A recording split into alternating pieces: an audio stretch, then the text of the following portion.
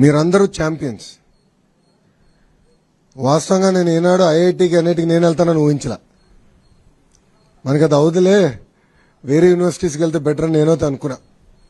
కానీ ఈరోజు మీరు కష్టపడి బాగా చదివి మీ వెనకాల ఉన్న తల్లిదండ్రులు గర్వంగా నవ్వుతో సాధించారు. అందుకే మిమ్మల్ని అందరినీ ఈరోజు ఛాంపియన్స్ అని పిలుస్తున్నా.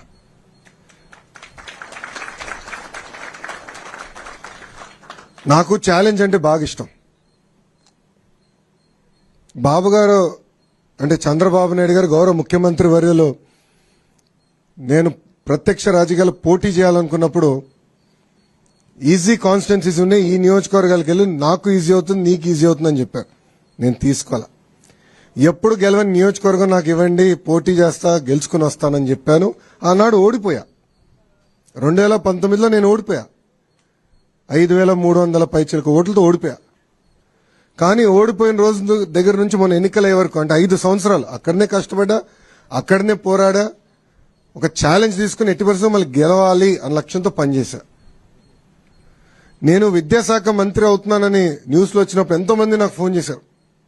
ఎందుకు సార్ అంత కాంప్లికేటెడ్ శాఖ, ఐటీ ఇండస్ట్రీస్ ఎన్ని ఈజీగా ఉంటాయి, మీరు అదే తీసుకోండి, ఇది మీకు కష్టమైన పని అని చెప్పారు. కానీ నేను ఒప్పుకోలా. ప్రజల జీవితంలో ఒక మార్పు తీసుకురావాలి, కష్టపడాలి, మనలాంటి యువకులు కీలకమైన శాఖలో ఉండాలి, యువత ఎదుర్కొన్న సమస్యలు నేను నేరుగా తెలుసుకునే పాదయాత్రలో అందుకే కష్టమైన శాఖ నేను తీసుకుంటాను, ఒక ఛాలెంజ్గా తీసుకుంటానని ఆనాడు నిర్ణయించా.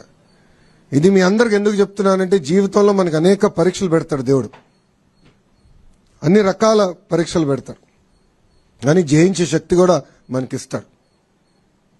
కలిసికట్టుగా మనందరం పోరాడితే ఎవ్రీథింగ్ ఇస్ పాసిబుల్. ఈరోజు మన ప్రభుత్వం ఒక లక్ష్యంతో పనిచేస్తుంది.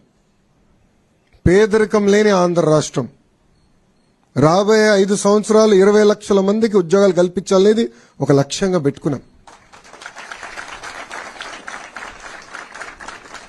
నేను ఇతర రాష్ట్ర మంత్రులతో మాట్లాడా, అమెరికాలో ఉన్న లెఫ్టినెంట్ గవర్నర్స్తో మాట్లాడా. వాళ్ళందరూ ఆశ్చర్యపోతున్నారు, ఇన్ని ఉద్యోగాలు మీరు చేయగలుగుతారా అని, తీసుకురాగలుగుతారా అని. గతంలో తీసుకొచ్చాం, మేము చూపించాం. గతంలో 5 సంవత్సరాల్లో దాదాపు 7 లక్షల ఉద్యోగాలు తీసుకొచ్చాం. సో ఒక లక్ష్యంతో పనిచేస్తున్నాం. దాంట్లో భాగంగా కేజీ నుంచి పీజీ వరకు విద్యలో సంస్కరణలు తీసుకురావాలి, మార్పు తీసుకురావాలి లక్ష్యంతో ఒక బాధ్యత నేను స్వీకరించాను. బాబు గారు ఎప్పుడు ప్రజల పరిపాలన ఉండాలని చెప్తారు.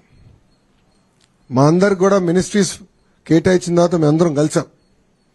ప్రజలు ఎదుర్కొన్న సమస్యలు మీరు తెలుసుకోండి, ప్రజల సమస్యలు మీరు పరిష్కరించండి అని చెప్పారు.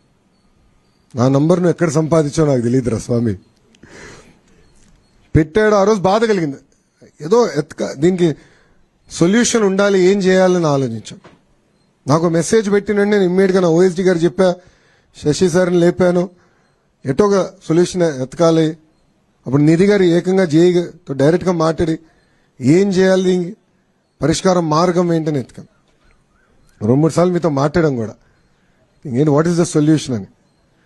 సో మన అందరిలో ఆ శక్తి ఉంది. సో ఈ ప్రభుత్వంలో చాలా స్పష్టంగా ప్రజలకు కావాల్సిన ప్రభుత్వం, ప్రజలకి జవాబుదారీతనం ఉండాలి, అందుబాటులో ఉండాలి. ప్రజలు ఏ సమస్య ఏదో పరిష్కారం ఎత్తుకుతున్నారో అది అందించాల్సిన బాధ్యత మంత్రులపైన ఉంది. వాస్తవంగా నేను ఎంత కష్టపడినా ఈ 5 సంవత్సరాలు ఈరోజు ఈవెంట్ నేను మర్చిపోలేను. ఎందుకంటే మీ తల్లిదండ్రులు అందరు నవ్వుతా, నేను ఈ రూమ్లో అడుగుపెట్టినప్పుడు నవ్వుతా నన్ను పలకరించారు. నాకు తెలుసు, వాస్తవంగా నేను స్టాన్ఫర్డ్ ఎంబీఏకి అప్లై చేసినప్పుడు నాకు వస్తున్నాను అనుకోలే. 3 యూనివర్సిటీస్కి అప్లై చేశా, స్టాన్ఫర్డ్ లీస్ట్ ఛాన్స్ అనుకున్నా. కానీ ఎప్పుడైతే నాకు ఇంటర్వ్యూ లెటర్ వచ్చిందో ఇంట్లో చెప్పా, ఇట్లా ఇంటర్వ్యూ లెటర్ వచ్చింది. నా తల్లిలో నా నవ్వున ఈ రోజు కూడా మర్చిపోలేను.